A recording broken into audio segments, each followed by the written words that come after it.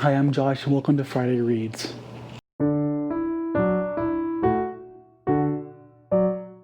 It's been a couple weeks since I've given you a Friday Reads update, and there are a few reasons for that. A couple weeks ago, I started a themed reading vlog where I was reading books similar to a TV show that I liked. That wasn't going very well. While I was doing it, my grandmother passed away, and I decided just to cancel it because obviously I wasn't interested in etching that moment of my life in a vlog form.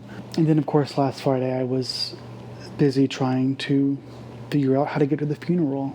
My grandmother was 81, so it wasn't necessarily a shock, but it was quick and unexpected despite her age. And if you don't know, I'm an American studying in Canada. I live in London, Ontario. I'm from Georgia. I was trying to cope with my grandmother's death while also trying to figure out, what do I do here? Do I go over the border and risk getting infected, infecting my family, or infecting people that live here when I come back, if I'm able to come back? The border is officially closed. There were obviously exceptions in place, and I wasn't entirely sure if I fit that exception. I did some looking into it, and it turns out I did fit the exception.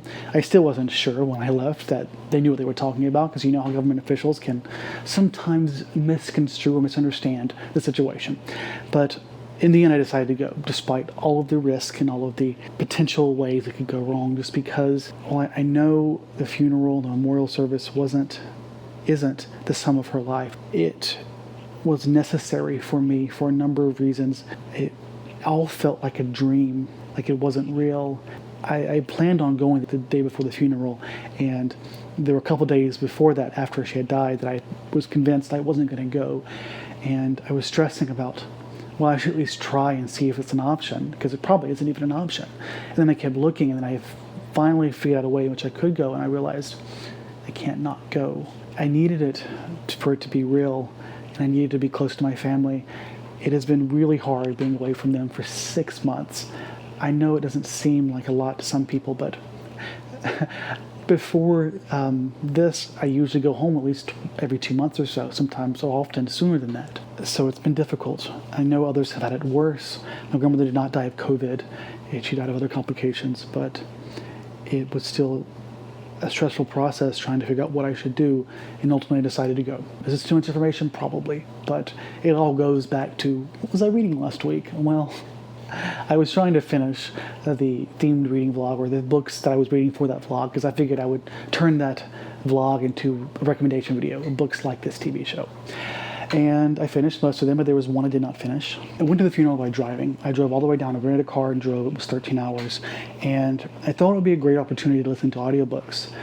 But as you might imagine, my mind just was not in a place where I could consume an audiobook. So the entire way down, I ended up not doing anything, not listening to anything. I did listen to a few hours of 100 Years of Solitude, which I had already started before I left. And I decided, well, I have 13 hours. I can just start it over, because I was already struggling to connect with it, because I started this after my grandmother died. And there were so many different characters, so I was having trouble connecting to who's who, especially since their names in a language that I'm not familiar with. I thought restarting it over would work, but then I realized I'm not in a state of mind. I need to be able, if not to sit down and follow along with it, at least to be able to stop and pause it and pick up the family tree to figure out who's who. I'm not DNFing this book. I mean, I did technically DNF it, but I am not going to finish it. I plan on moving this to September, my September TBR. I'm going to finish it so I can put that video up, and I'm hoping third try will do the trick, especially since I'm in a bit better state of mind. I won't pretend everything's fine now. It's kind of a roller coaster type thing, but most of the time I'm okay. In fact, on the way back, I found myself able to read or listen to audiobooks on the drive back. I couldn't get into this, or rather I didn't want to try. So what I ended up doing was asking myself, what can I listen to that I think won't be too difficult? I have another themed TBR, which I was planning on reading, that is also getting pushed back to September. And all of those were very heavy books that were picked to make me think and really consider what's going on. And I just wasn't in the mood for that. So I instead decided to read my e-arcs. I read like 5 of them, but they were all already released, so I ended up having 5 different audiobooks of e-arcs that I had. So those are the books that I've read in the last week or so that I'm happy to talk about here, because like 5 e-arcs in August actually worked out pretty well.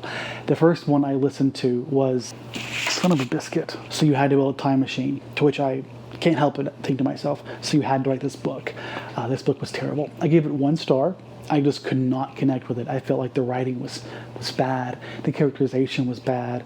It felt like he wasn't really writing a story so much as had ideas of situations he wanted to create. And so he created a ridiculous narrative to fit around it. And this did not work for me. There were way too many pop culture references. It was like he's like, my book's good because I have pop culture references. I love a good pop culture reference, but it did not fit. It was too forced, and I just did not like it.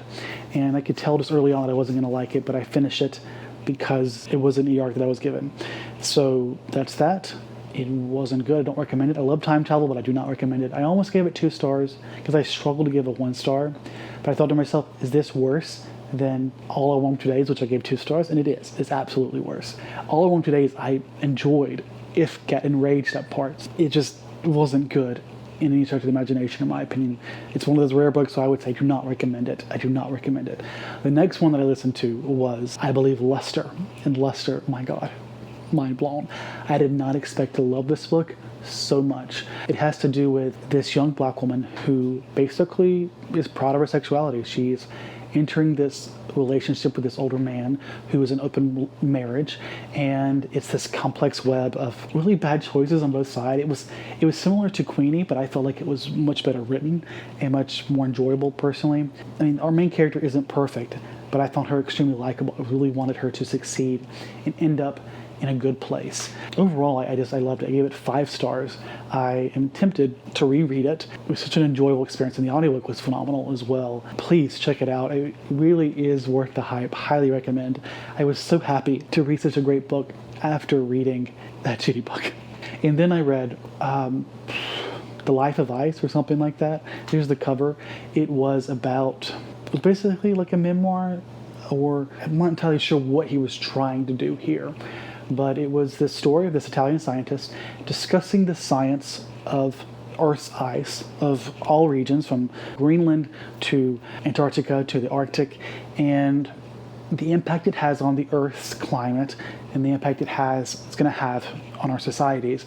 But he also discussed the mythological and cultural background of the indigenous people in these respective regions. And I felt like it gave a really good and fascinating and new perspective on these regions of ice. I mean, I was really skeptical going into this book because it's like, I got it because I'm a scientist who studies icy worlds. I did some work on Greenland glaciers in my undergrad, and I thought it would be interesting.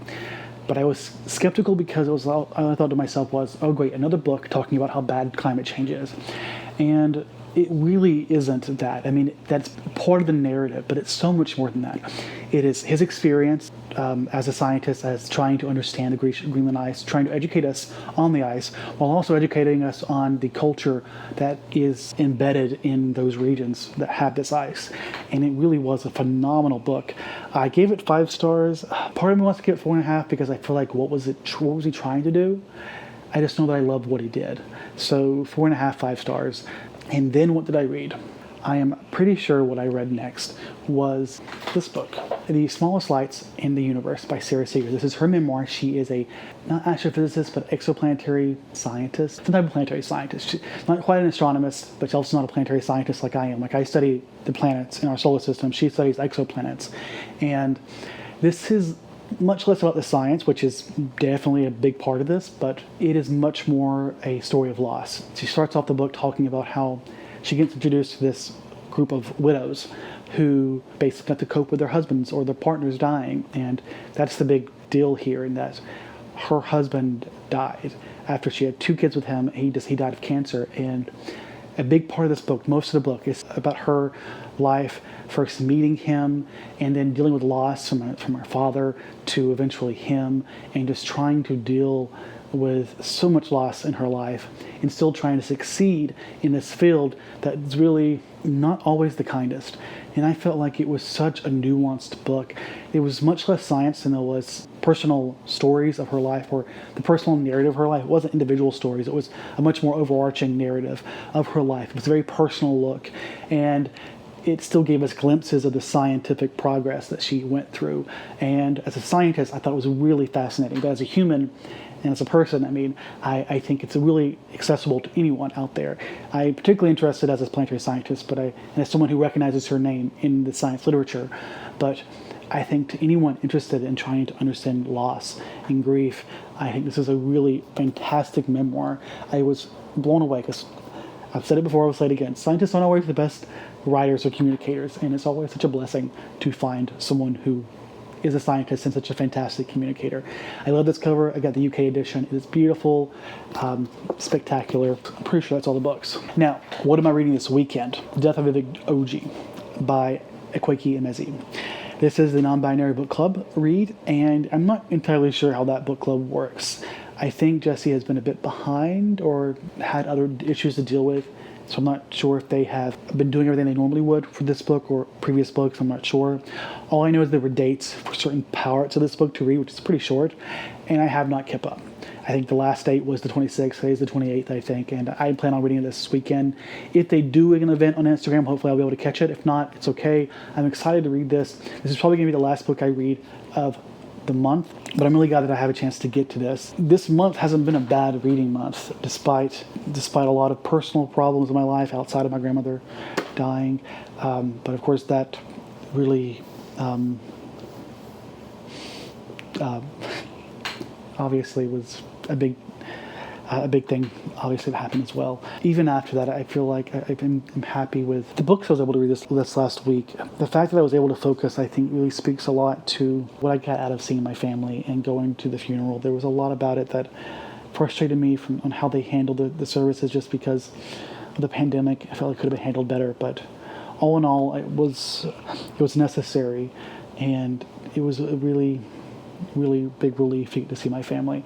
If you watched my book haul, a lot of these books behind me are books that I hauled from home. Not all of them, because I'll finish that thought in a second. But the point is that I did this book haul, and I made a comment at the end that I was very uncomfortable. I wasn't uncomfortable with my family. I loved my family. I loved seeing them. It was so good. Really, I can't articulate how great it was to get to see them. Really, sometimes I wonder if I'm cut out for this academic life. I really do, just being away like this. But it was the stress of the pandemic and the way Georgia is handling it. That is where the entire stress was coming from. That's where I was worried about how I was handling myself, how I was associating myself with my family. I could have been more distant. Of course, what is the right balance here when you're going home for your grandmother dying? I don't know, but I'm happy to have my books and to see my family. But for now, that's all my reading. What was I saying before? Oh yeah, so the books behind me, the reason my bookshelves weren't up, my floor flooded a while back. I think I may have commented on it already in a previous video, but in addition to my grandmother dying, I was still dealing with my flooring had to be replaced. I have a beautiful new floor, it's gorgeous, and I just had to move everything around. I finally have all my furniture situated. I'm hoping to do a bookshelf organizing video at some point. I'm now up putting everything back, so that's why this is like this. The great thing about organizing furniture is that it's a great way to listen to audiobooks. But that's it for now, and I hope you enjoyed this update. Let me know what you're reading this week or this weekend, and as always, I hope you stay safe, and bye.